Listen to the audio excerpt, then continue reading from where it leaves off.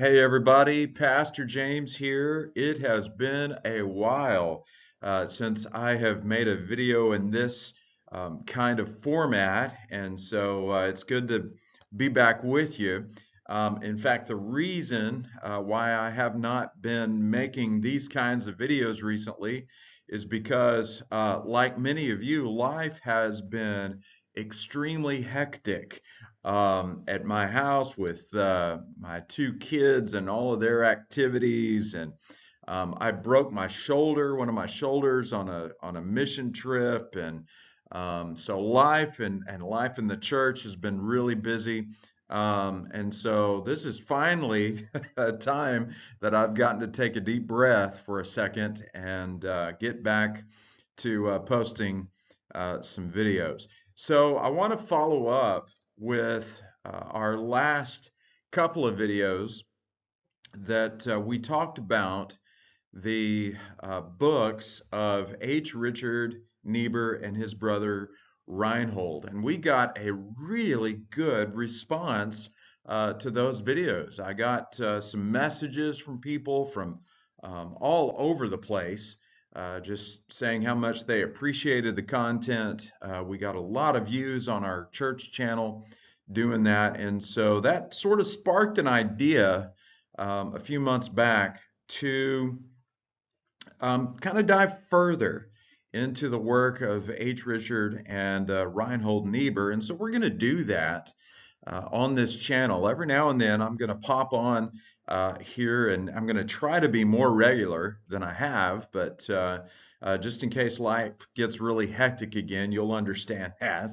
But the idea is to create sort of this video podcast, if you will, that goes through the principal writings and books of the Niebuhr brothers. And we're going to call that the enduring problem. That'll be the name of this particular video series. We're going to review the major works of the Niebuhr brothers, H. Richard and Reinhold. So let me give you kind of an intro real quickly in this video, and then in subsequent videos, we'll get into the nitty-gritty of the Niebuhr brothers' principal works. But I wanted to give you some background here on what and why this particular video series. So I started getting introduced to the Niebuhr brothers way back, probably pre-seminary days. I was probably in university, if I remember correctly, some evangelism courses, some Christian ethics courses. Their names were dropped. I'd never heard of them before, and decided to do a little bit more scoping out and reading. And finally, during seminary days, I came across one of the major works, really of the last, I would say, 100 years in at least Protestant Christian life, and that is the book Christ and Culture by H. Richard Niebuhr, which we have reviewed before. But that book kind of sparked interest in wanting to know more about who these guys were. Very essential, theologically adept and essential um, theologians for the 20th century at least, and now heading into the 21st. So these were two giants, really, the Niebuhr brothers, H. Richard and Reinhold, and they influenced a lot of what we would call, who we would call giants in the field of Christian ethics, especially in Texas Baptist life. Many of us who are Texas Baptists may not be aware of this, but there's a foundation that's been laid, especially in the area of Christian ethics or that discipline that the Niebuhr brothers shaped. Primarily, there was a Christian ethicist who taught at Southwestern Seminary in Fort Worth for many, many years. His name was T.B. Maston and was actually a student of H. Richard Niebuhr. And he very much appreciated Reinhold as well, but studied under H. Richard. And you can definitely see that influence and that impact in what Dr. Maston did that especially continues today in things like the Christian Life Commission. here in the state of Texas and Texas Baptist life. So, knowing that they had such an impact on Christian ethics, especially in Texas and among Texas Baptists, what does that mean for us? And not just denominationally. Let's not kind of get hemmed into a denomination, but what does it mean for um, really Protestants these days? What does this mean for us, this kind of ethical influence that was so wide ranging and so impacting? So, we're going to examine their work because they have been so influential. Also, we're going to look at what was and is called the enduring problem. Now, that is a phrase that was coined by H. Richard Niebuhr in Christ and Culture. He specifically wanted to tackle what was called the enduring problem. And essentially, what the enduring problem is this: it's that relationship between Christianity and culture. How do we, as Christians, on an everyday basis, relate to other people? In fact, I mentioned the name T.B. Maston. He said that Christian ethics, that's how he defined Christian ethics. It's doing everyday relationships from a Christian perspective. And what does that look like? And we see inherent in that a problem, a tension. It's an enduring problem. How can we be, as Jesus taught us to be, in the world, but not of the world? So we're talking here about the enduring problem, which is that relationship, that tension that exists between Christianity or being Christians and our culture, which is defined by the Niebuhrs as a process of human activity. I always really have enjoyed that definition of culture. Culture is a process of human activity that we all are involved in each and every day. So, how does our Christianity come into contact with that? And what does that tension look like? How do we work in that tension? Again, this is getting at the teaching or the prayer of Jesus that we, as believers, as faithful disciples of Jesus Christ, that we operate in the world, not withdrawn from it, but in it. How do we do that? As believers in the world, but not of the world. And in fact, that's why I put the little background photo that I've been using for these recent videos on these slides, is that it gives you this sense of, hey, we're in a fast moving civilization, and we are a part of that. We are in it. We're embedded in here. And so as ambassadors for Christ, how do we do that well and live in those tensions that we often experience between Christ and culture? In fact, to put it another way, the Niebuhrs really like to highlight tension. And in subsequent videos, when we talk more about specific books, you'll see this. We operate in a tension, some of which we don't even recognize, but there are tensions that we face and that we are embedded in each and every day. H. Richard Niebuhr took a term actually from another theologian that he studied under named Ernst Troeltsch, a great German theologian, who had a name for these kinds of tensions that we live in each and every day. He called them antimonies or antimonies. I prefer antimonies, just to rolls off the tongue better. If you're a Texan like me, I can actually pronounce that. But antimonies, what does that mean? These are opposite but connected norms. Christ, culture, in the world, not of the world. We live in tension, and oftentimes we find ourselves, depending on the day, on some continuum between these two things. It's like that old Atari game Pong. Some of y'all who are Gen Xers may remember that that game. But we seem to bounce between these two dialectical poles, and the Niebuhrs are really good at highlighting the poles. Here are the antimonies. Here are the opposite but connected norms that we're bouncing in between, and there's tension there. There's a both and an and, a both and. And so, how do we operate in those antinomies? How do we operate in the world, but not of the world? It's a fascinating thing to think about that we every day are living in tension between Christianity and culture in ways that sometimes we don't even, they're just subconscious tension to us. We just take them for granted.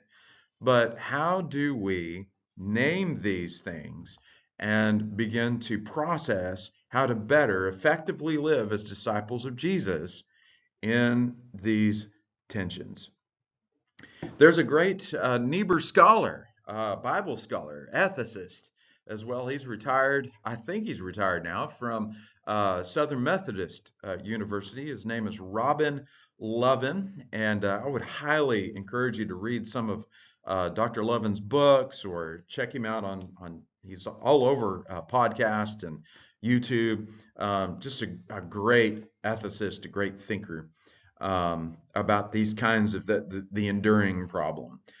He has a question that really gets us to think about how to deal with the enduring problem.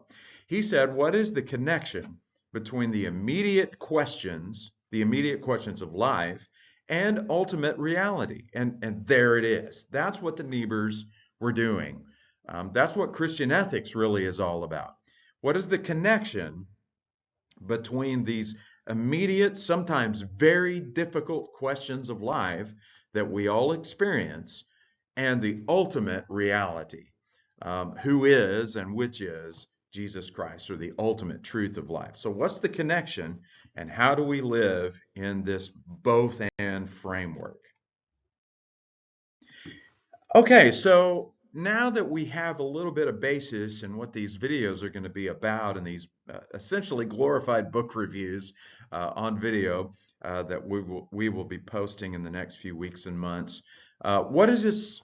What is our conclusion? Consequently, therefore, what is the so what of all of this? Where are we aiming at?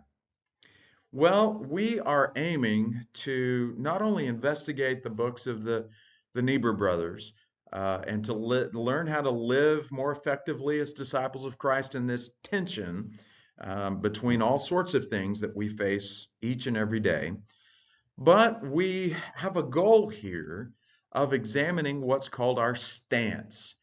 This is a great term that is used not only by Robin Lovin, who I mentioned just a moment ago, but also another, I believe he was a Catholic theologian by the name of Charles Curran, or Curran. And he said that Christians who are engaged in this enduring problem, living in the world but not of it, we ought to investigate our stance. And that does not mean like, am I a Republican or a Democrat or conservative or liberal? That's kind of not where we're going with that term, even though the term stance is used more in those kind of cultural terms today. What Dr. Karan is looking at here when he says examine your stance, it's talking more about a posture of how you are going to engage the world. You're not really pigeonholed. You're figuring out, what's my posture. It's not a statement of belief. It's not a creed. Okay, your stance is a set of convictions, hopefully biblical ones, that are defining how you respond to things. So, what's my stance in these tensions that I'm facing each and every day? Let me give you an example to make that less nebulous. So, reading the news recently, this comes up almost cyclical, in a cyclical way. It seems like every almost once a year it'll come up. But this controversy among many, I think right now it's especially kind of a hot topic over in Britain. But the idea of terminating life of the elderly, assisted end of life care.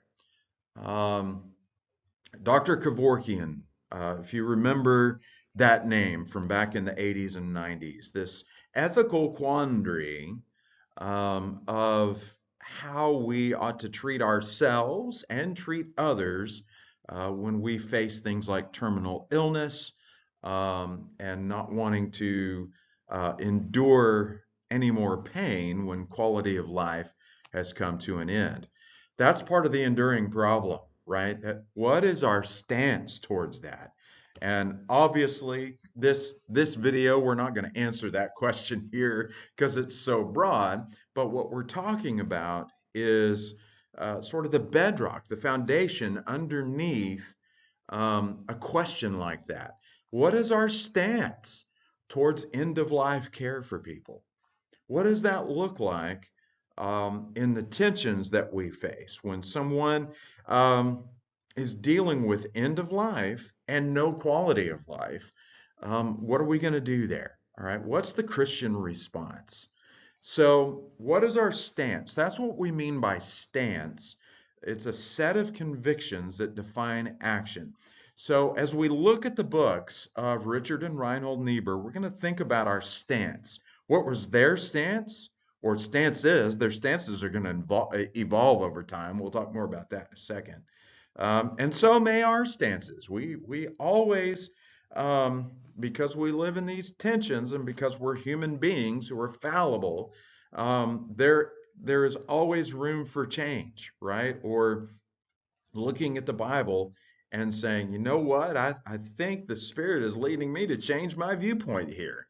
And so we'll look at, as we engage the enduring problem and the writings of the Niebuhr brothers, we're going to look at what is their stance? What is our stance going to be on some of these really hard, difficult issues that we face each and every day?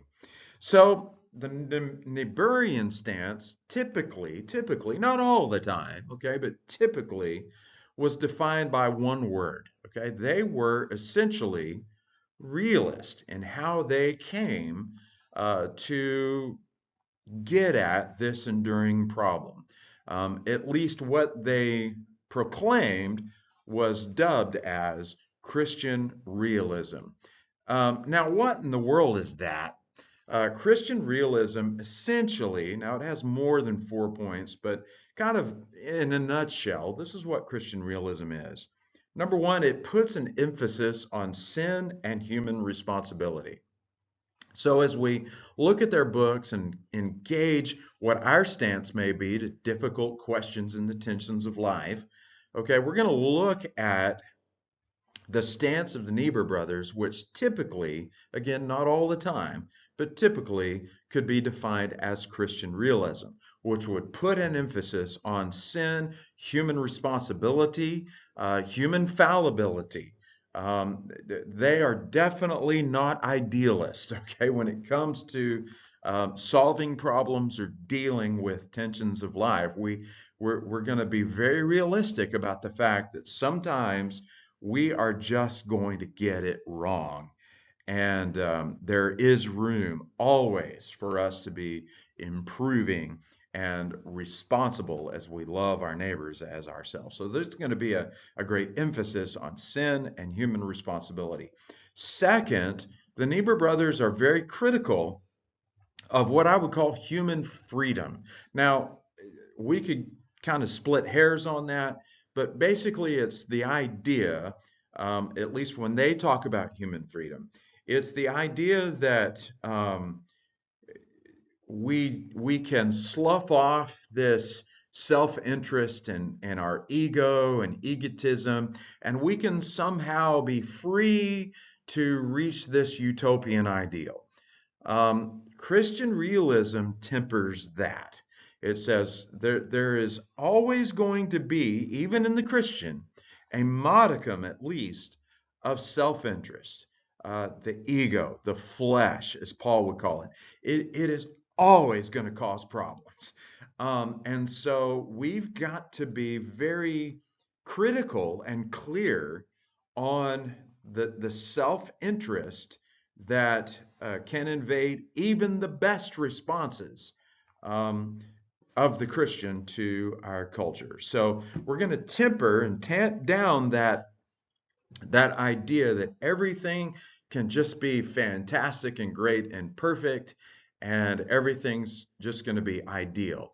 The Niebuhrs would say, not so fast, because there's always something underneath the surface at work, which is our flesh. And we're always in a battle against the flesh until we die and go and be with the Lord, right? So we're going to be critical of that. Also, realism advocates, thirdly, for our becoming more self-critical. Um, Reinhold Niebuhr, this may come up in some of his principal works, but definitely in some of his journal writing and articles, was very clear on this, that it is okay to laugh at yourself. And we ought to, as Christians, become much more self-deprecating and humble. That's a part of how we can be humble, is to say, you know what, I made a mistake. I messed up. I am not as perfect as I thought. That's a part of being realistic, is humbling ourselves in front of the fact that we will make mistakes. So there's an element of self-criticism here. And also, Christian realism tries to take into account two primary things and hold these things in tension. And Christian realism gets this primarily from Soren Kierkegaard and also Augustine. It's the idea that we are, as human beings, we have transcendent souls, right? We're not like animal life. We're not like dogs, right? We have personality. We have a conscience. We can think beyond just our immediate circumstances. We have a transcendency about us that is because it's due to our being created in the image of God. So we have this transcendent spirit about us, but also we are tied to the ground. We are children of nature. And so these two things often butt heads and are in tension. Realism makes a very serious effort to deal with that tension. Okay, so to kind of wrap up this video and where we're going to engage the principal writings, not all of them because they were very prolific, but the principal writings, the main writings of Richard and Reinhold Niebuhr, and we're going to examine their stance in realism, what our stance is. We'll think about, well, what's my stance? How would I respond to this? Um, we'll look at the enduring problem, and we'll do that under the microscope, essentially, of looking at their works. Now, one thing to notice before we really dive in to looking at all their books, their writings, you're going to see, as we kind of progress through their writings, you're going to see how they evolved and changed. In fact, both of them lived in a time of immense cultural and world change. They started really writing in the 1920s, right after World War I, and you see how they progressed and evolved in their thinking, their theology, and even in their writing style through the trouble and the war that happened in Europe in the 30s, how that escalated to World War in the 1940s, and how the Cold War began to shape life, at least in the West, in the late 40s and certainly into the 50s and 60s. And even Reinhold, towards the end of his life, began to deal with war theory and just war theory when it came to Vietnam before his death.